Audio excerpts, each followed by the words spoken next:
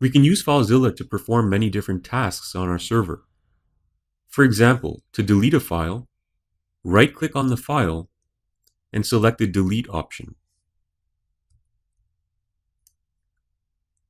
You can also rename, copy, and create new files from the same menu.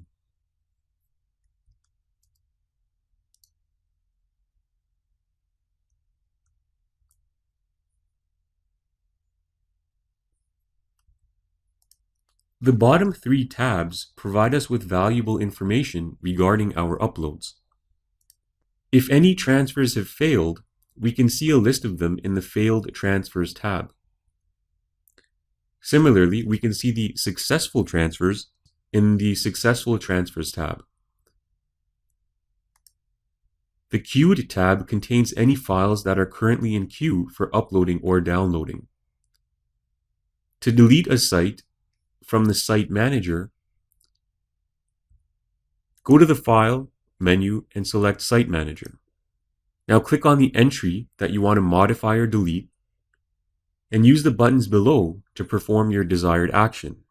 You can rename, delete, duplicate, and so on. Once you've finished working with FileZilla, so I'll just exit this menu,